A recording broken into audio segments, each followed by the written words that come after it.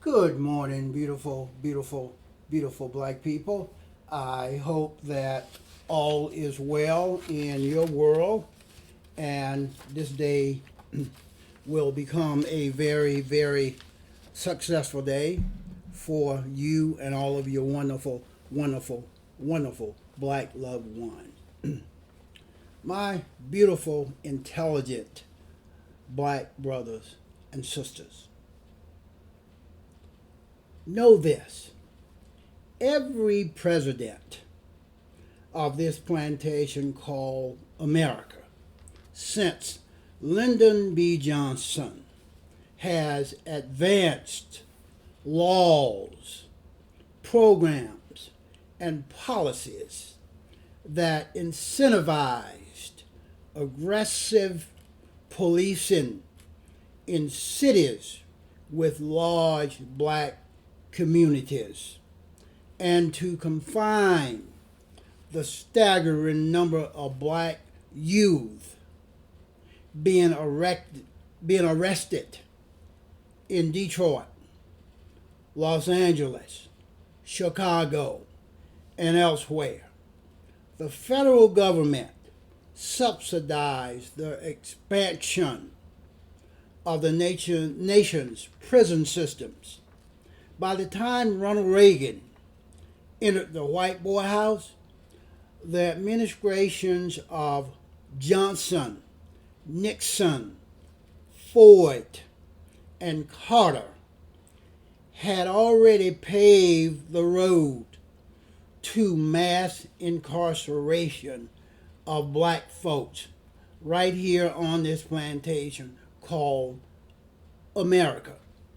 Therefore, Reagan's war on drugs only fulfilled earlier plans and prophecies to build a massive prison system and fill it with young black men. And now they are being filled with young black women. Black women are now the largest growing sector of the prison population right here on this plantation called America. So this should dispel the notion that mass incarceration was mostly a conservative agenda. It's been an agenda of both conservatives, Republicans, and Democrats since the ending of the Civil War in 1865, my beautiful black brothers and sisters. That is the preface. That is the state of black folks regarding justice and injustice right here on this plantation called America. Do you know that just recently a black woman died from COVID-19 disease after being turned down for testing 4 times by the hospital where she worked for the past 31, 32 years, my beautiful, intelligent black brothers and sisters. This wonderful black woman's name was Deborah Gatewood, a 63-year-old healthcare worker who lived and worked in Michigan. She died earlier this month from COVID-19 complications. Her daughter is now speaking out about what she describes as the disheartening treatment, or better said, lack of treatment that her mother got from the hospital that she visited no less than 4 times before her death, seeking help that she ultimately did not receive. Miss Gatewood had worked at that same hospital for the past 31 years.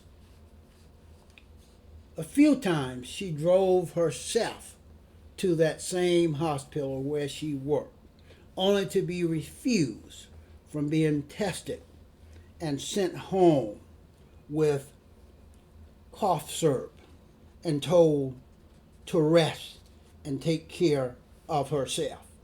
Finally, at the end of March, after 2 more trips to Beaumont Hospital, right outside of Detroit, Michigan, I believe it's in Farmington Hills, Michigan,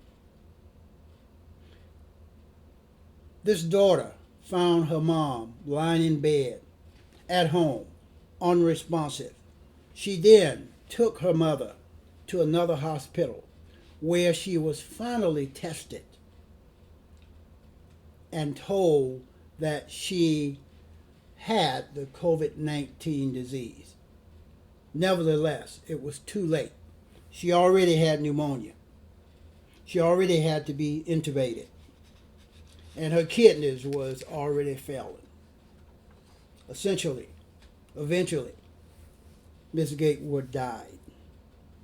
While the whole country and the world grapples with this public health crisis and its accompanying mass sickness and death, systemic inequities, and widespread biases rooted in white supremacy, by the way.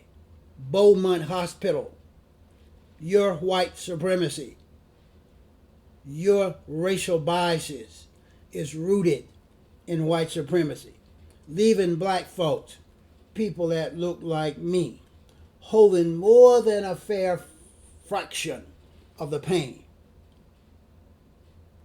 And this hospital, Beaumont Hospital in Farmington Hills, Michigan, had the audacity to issue a statement trying to cover their asses after they discovered that their 31 year employee had been refused from that same hospital 4 times and eventually died. This is just another indication, my beautiful, intelligent black brothers and sisters, of how powerful and how prevalent white privilege is in America.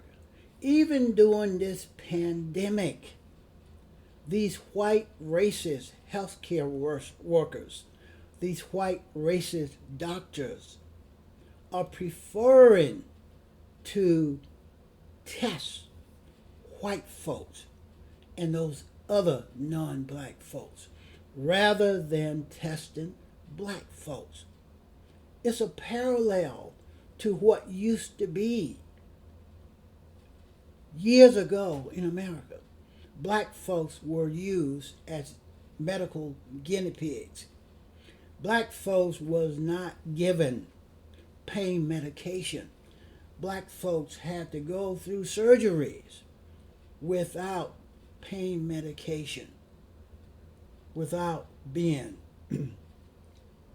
given the medication that would relieve the pain and agony of having that surgery. It's still out there today in April of 2020. These same white folks, they are victims of that white supremacy attitude, personality, belief that have been passed down through many generations of white folks. Even in a pandemic, racist white folks are refusing to test black folk when they know that black folks, the economically deprived, are dying disproportionately as a result of the COVID-19 disease. And Miss Deborah Gatewood is a victim of that. Miss Deborah Gatewood could be alive today had she not been discriminated against by racist white folks at Beaumont Hospital in Farmington Hills, Michigan. That's what I have on this one. Please go to the thrasherway.libsyn.com. There you will have access to all of my audio podcasts. And eventually,